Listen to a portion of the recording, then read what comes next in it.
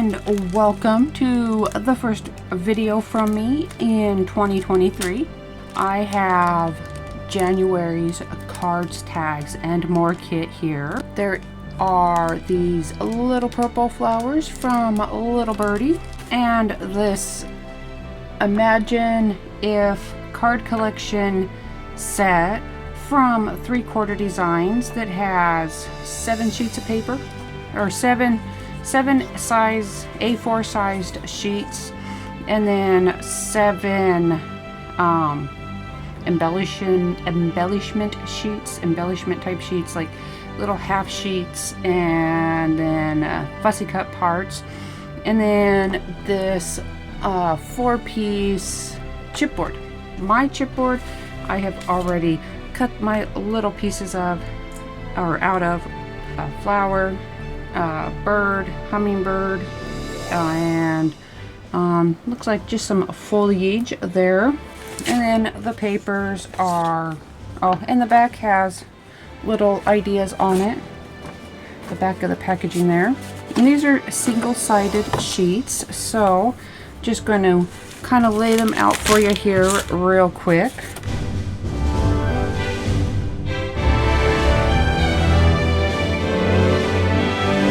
After brainstorming and thinking that I was never going to ever get on a thought that made sense, just sit there staring at the papers forever, I have decided my first project, I'm going to make like a little tag journal, I guess is what it would be, a tag-like journal.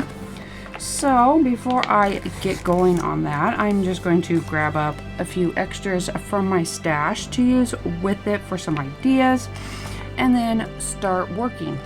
All right, I was thinking of how I wanted to make my covers kind of an aged look, kind of that layered, like if you've seen old chipboard, it's, you know, you can really see the layers there that were used to build it up.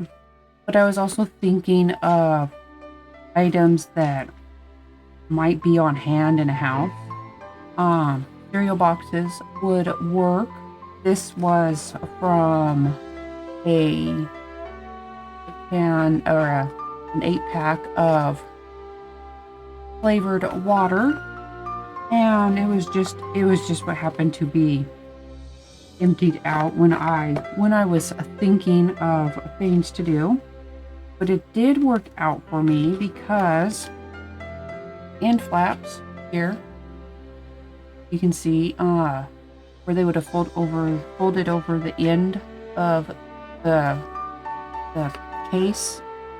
I'm going to leave on 2 of them to fold up, and the pockets, this is going to be, let's see if I can try to explain where this is going. They're 2 different sizes, not a big deal to me for this. We'll just add to the unevenness, vintage, agey looking thing that I'm thinking in my head. Now, it is purely coincidence that this is in purples, and irrelevant, because it's going to get covered. It will get completely covered. And so you can use whatever kind of packaging you have. The purple is just a coincidence on my part. These are going to be kind of the inside layers of my cover pieces. This one is with the flap folded up approximately 5 by 7. This one is with its flap folded up 4 3/4 by 7 or so. It was how I cut it, and then how it came out. My edges, I'll put it here, they're not even, and that's also not going to matter by the time I'm done with all these thoughts that occurred to me. And then I have these pieces, approximate sizes, to match the other ones, like that. Approximate, doesn't have to be perfect. Gonna be some work. That one, yeah, that one goes with that one. So still very approximate, uneven, irrelevant to the project. However I end up sticking it together, I don't know. These ones here, that aren't the pocket, going to be the pocket ones, I'm going to emboss.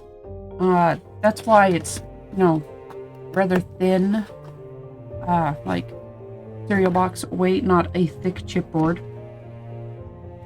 And I grabbed up the book cover set of embossing folders. I've had these for a while. I really liked them. I've never actually used them. I hadn't come across a project that they just ever seemed to work with. But now I think I have, and I'm actually going to use both of them. It'll look like it's pieced together, made up of two different, I don't know, what are they, cabinet card type deals, or small book covers, or something like that. Something that, is pieced together from old vintagey things. So I'm going to turn new packaging into old vintagey. Okay, when I got over there and I was looking at the full 7 inches I had, and it's not going to fit very well into that folder, and I reminded myself that the more tore up and pieced this is, the more it will actually work with what I'm thinking. So I just chopped off an inch or so that when I put it back together, my embossed area would be a little more centered over the whole surface. And I just did that with they're the same thing with this one, because I want to make them a little sturdy, and I want to kind of fill in, reinforce my embossings. I am going to use some soft matte gel. It stays flexible, so after it's dry, it will still be kind of flexible, but I think it will also give a little bit of stability to my covers. Kind of haphazardly line things up, or make sure it's all going to haphazardly line up. And just grab a palette knife, and I'm going to scrape it all over in here. Really get that embossed image filled in, and create a surface for everything to get glued together with.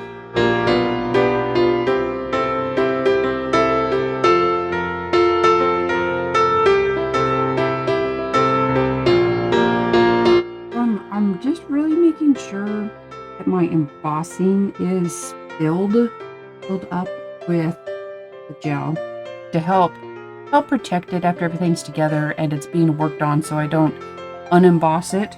And I don't mind if it's on just a little thick right now.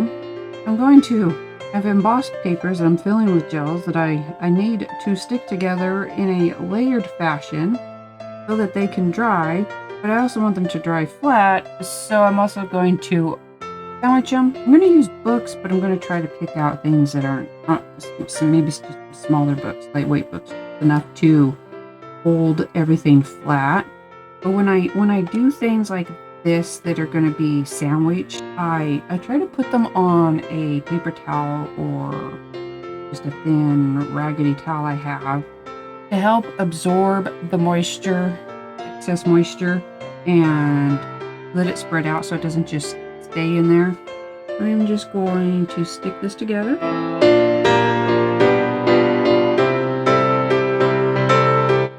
At least for the majority of the drying, I am not going to put it just directly on this towel, because anything that may come out or squeeze out or that is on there will stick.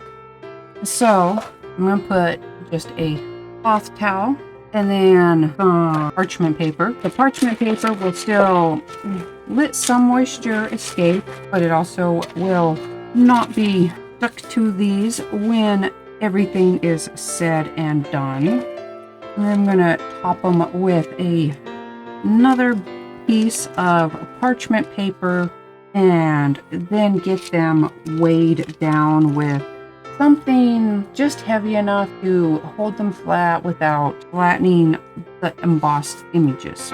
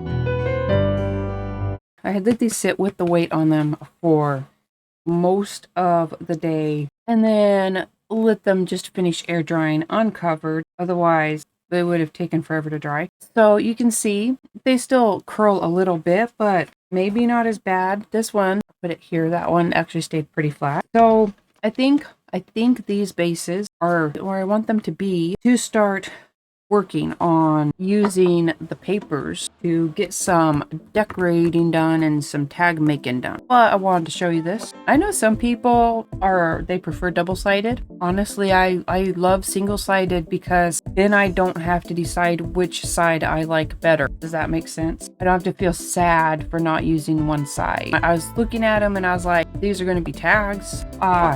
They need a little bit of weight to them, but I don't want to make them too bulky. And these are very good sized or good weight papers here. So I made my own backing. I just threw together a couple little printables and ran them through my printer. I printed on the backs of all of them, but it was because I wasn't sure what areas of which sheets might be turned into tags, but I wanted the backs of the tags to be usable if they were so chosen to be usable. So there's only a couple prints because I didn't need a lot of different ones. There's this one, which is just, you can see some of the faint lines and just some aging on it and texture pattern on there. And then just another printable I threw together. And this one actually has some purples and greens in it to go with that. And it was relatively easy since these are A4 size papers. I imagine most printers can do A4s. I think A4 is like the standard size in other countries. So most printers, I believe, have an A4 setting on them. If you can print legal size, US legal, then you can probably most definitely maybe do A4. I don't know. There's a lot of printers out in the world. On the ones that are just the half sheets, I fibbed at my computer, or I did the best I could to add just a little bit onto them, just in case I decided to use a section these to make a tag. Alright, that being said, it is time to figure out my decorating. My first thing to do is I'm going to be figuring out what bits and pieces I want to add. Like I said, I already had a plan.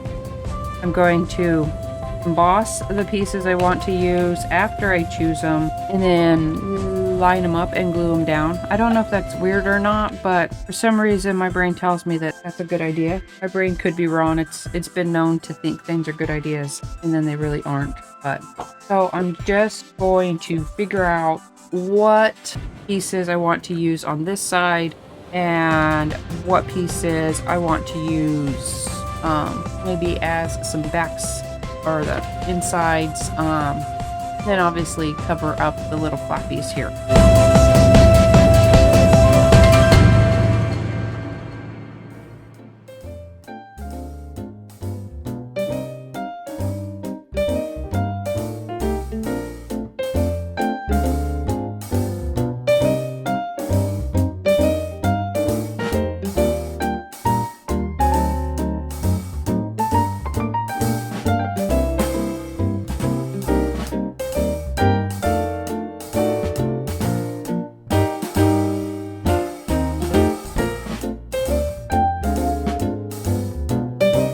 Alright, now just to get it started, I do plan on adding stitching, so I don't think I'll need to add too much glue. I have this piece currently lined up, so I'm refusing to let go.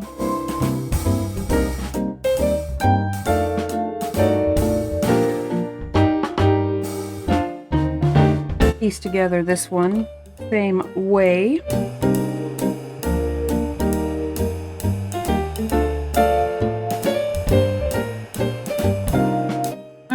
I have these papers glued on to their respective areas, and I have picked out a couple of other pieces that are going to be my pocket fronts. So it will go on like so, and then bend around still and reinforce the bottom there and wrap around like that. I just rough tore, and I will continue to rough tear until I get them down to size. Here are the outsides, and it would open like this, and pocket and shorter pocket. But then I was thinking, I need more. So I think these are the last two bits of my box I'm going to use, but I don't need to stain them. These are going to get a different treatment, and I actually thinned it out a little bit because I can peel off first layer, and this is part of the reason why I am not folding these up permanently yet. I am going to add inside flaps, so I'm going to want this to be camouflaged behind a back paper. I have a couple of paints pulled out. I have some Dina Wakley olive because it goes relatively well there, and then I have some Villainous Potion. Those I think are the ones I'm going to work with, and I'm going to also add color to my chipboard pieces. I'm not gessoing it. I don't care if the paint soaks in. It's aged, so it doesn't necessarily need to sit on top. Just enough to add a bit of color, paint, pick out papers, and see how things are going from there, and see how I'm feeling about the assembly process and where everything might be headed.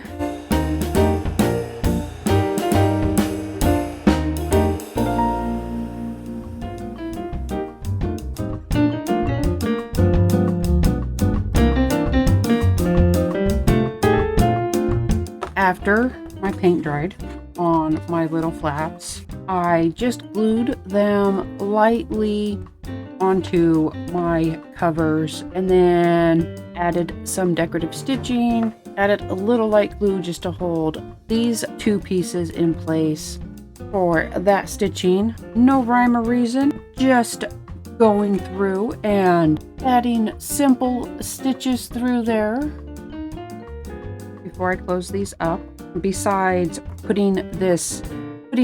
putting one piece or pieces of or what have you from the paper pack on the insides, I am going to cover these, but I don't want to use the cardstock. Besides it being a heavy duty cardstock, it would just be a waste. It'd be pointless to me because it's not going to be seen.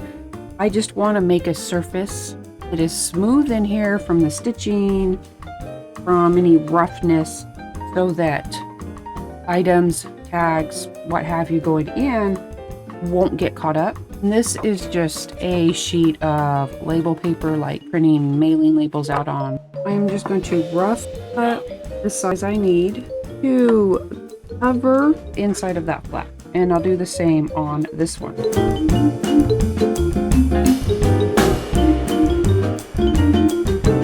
And I just added a bit of glue right at the edge just to give extra adhesion and make sure that those edges stay down, and then really make sure that it is pushed down good and will stay where I put it.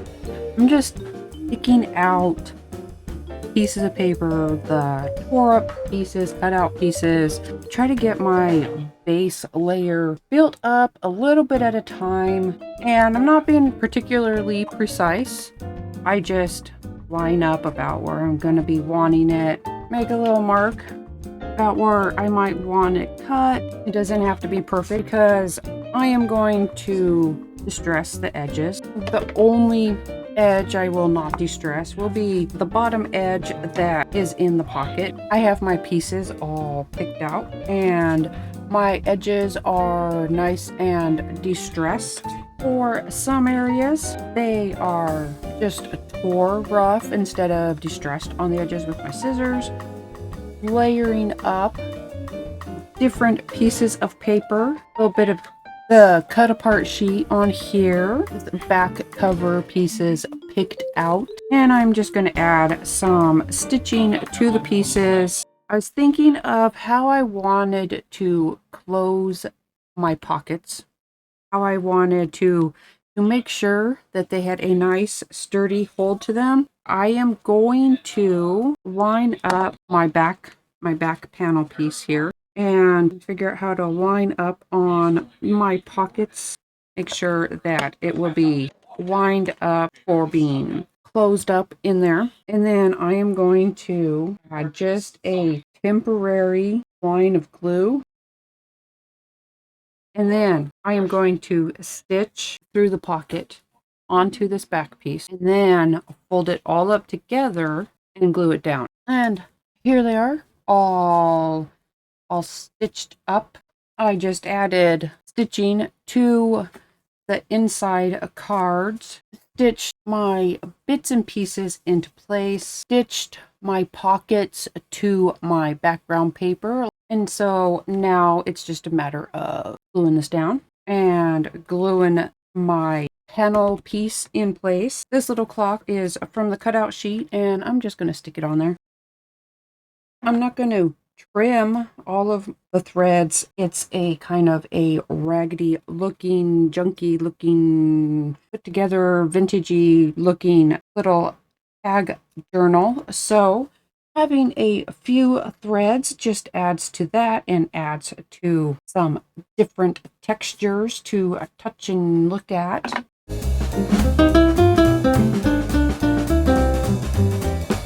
For these larger pieces, because they have the pockets on them, they may take a bit more, for lack of a better word, may have a bit more grain put on them with items being put in and taken out. So I'm going to use double-sided tape more or less behind the pocket.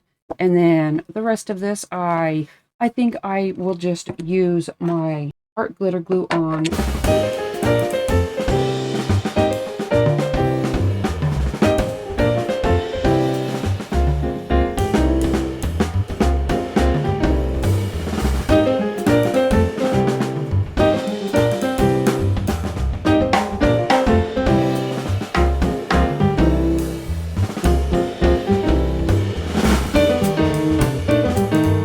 And there they are. Front cover, inside, little back cover, couple little flips.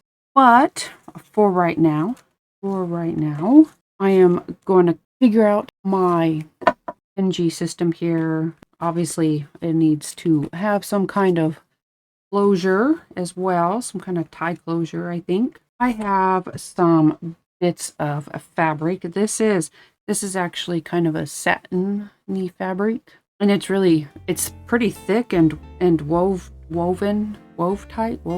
Anyways, I can't tear it no matter what I do, so I'll probably just cut it and then rough up those edges if I need to. I have this fabric. I don't know what I bought it for, how long I've owned it, or where it came from, but it's a neat little fabric. It's got some like newspaper print, looks like columns on it. This fabric, the green, goes with the olive pretty well, I think. This lighter purple print fabric. And then I have this a bit of crochet trim. It used to be on a pillowcase. The pillowcase has long since given up life because it was a few decades old. So going to repurpose, I think. So I'll get these cut up or tore up into smaller pieces, and then I am going to go pick out papers, a few of them anyhow, that I want to cut into taggy shape. And once I have that kind of worked out, then we can come back and do some more work. I was trying to figure out how I wanted to hinge my little bookie here. So I'm hoping that these little 1/4-inch doodads eyelets, 1/4-inch eyelets. I just got them in the regular sewing section. So I may use these. I may have to adjust. I may have to use the smaller ones just because of the pockets. Anyhow, and then I was cutting out a few of the cut apart pieces, the straight ones. I don't know what else I might use. Probably not too much. And then I just randomly cut tags. No particular size, just what I kind of thought looked good, looked right, that I liked with the pattern that I was cutting around. Not a lot, but they do also still have my printables there on the back. And then you can use scissors, or if you have blanks, tags, you can use the edges. I just have this corner chomper, so it makes things quicker and easier.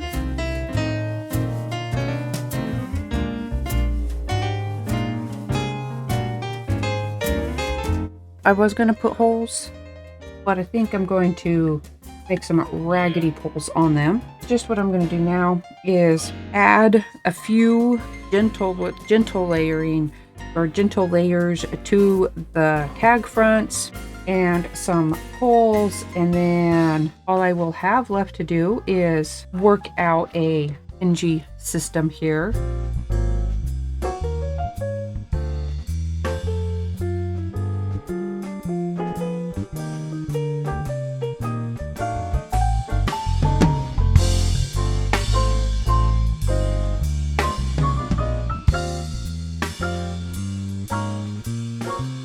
I did decide that I am going to use my little 1/4-inch eyelets here. Even though on the front cover, it may just go a little bit here at the edge, I still think that using these eyelets is what is going to really work the best for this project. I already marked my holes on the back cover where I need to somehow get those holes in there, and then after the first set of holes are in, I will line up and then just go through and mark on the front cover. For my tags, I just layered up the bits of fabric and some of cut apart sheet pieces, some of the flowers from the kit.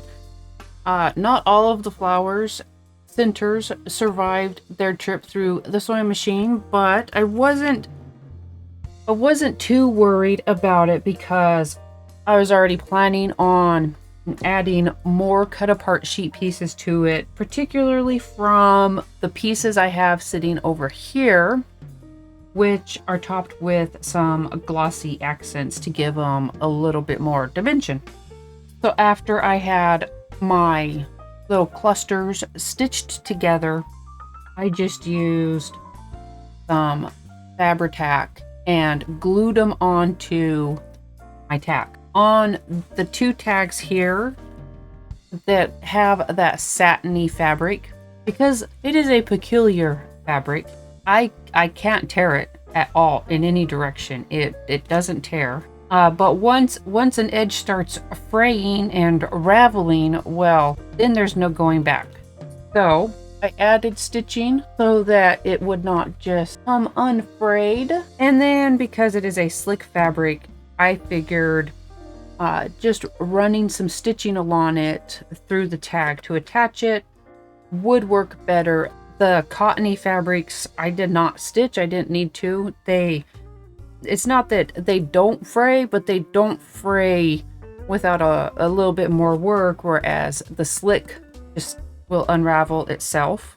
Bits and pieces stitched up and glued on, and the three that have just the cotton niche fabric or cotton blend fabric, I used that tiny attacher on. I wasn't sure what I wanted to use. I have this like paracord in a light purple, but then I was like, it doesn't really match with it, not the color but the style, because it's new and shiny and slick. I came across my package of Tim Holtz multicolored jute, And it does have a nice deep purple. Even though this only goes up to 3/16, it will still give me the leverage. And then I only have like a 1/16 of an inch to kind of I use a craft knife on and just sort of scrape it open a bit, just enough to fit the eyelet through. Okay, then it does go like that, and then when I smack it together, it'll spread around. And I'm just going to work it through like this, just twisting it back and forth, keeping my fingers clear until I can fit the eyelet through.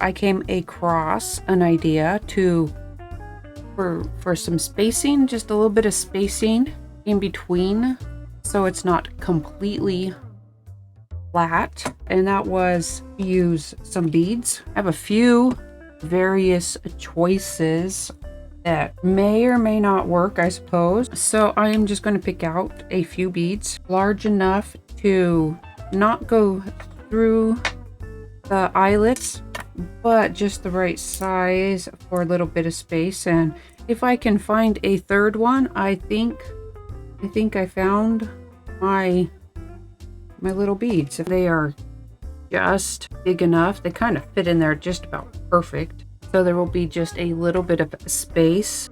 All right, I think I can only get one in through. I still want the doubled up going for the hinge. Just a single then I will use for the bead spacer.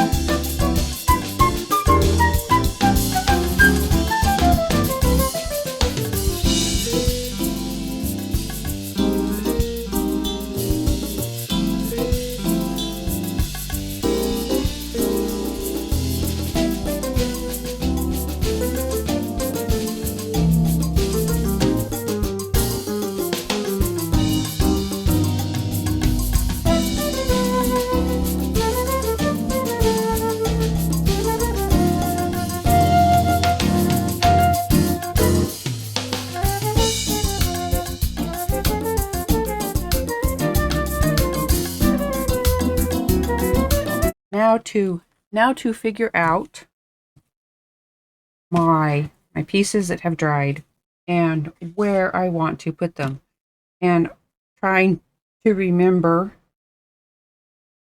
what I had been thinking originally.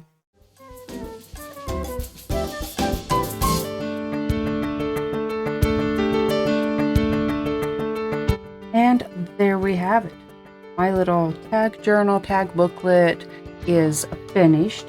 I just wrapped some 1/2 inch herringbone quill tape, whatever it's called, around it for my closure. Not attached, just wraps around. Everything is dried. I used some paper clips just to hold a couple of the tags to the smaller little flip outs. I have this tag and this one here, just stacked on each other and tucked into the larger pocket.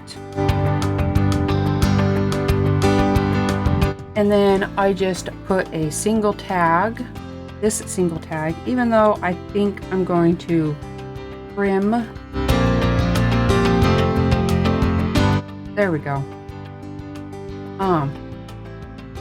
This one here is just by itself on the side that has the shorter pocket. You can see, hopefully you can see there, you can see after that glossy accent dries, you can just bend it and snap it and add some cracks into it to help age your little pieces like that. Just makes it look older, like it's been sitting around, got cracked, dropped, something like that. And then this one is just clipped on to that other flip out. The glossy accents is snapped and cracked on that little ephemera bit. And my little thing, my little tag booklet is finished and ready for use. My tags have that printable, or those two printables on the back of them for making my notes in. My beads that are strung through are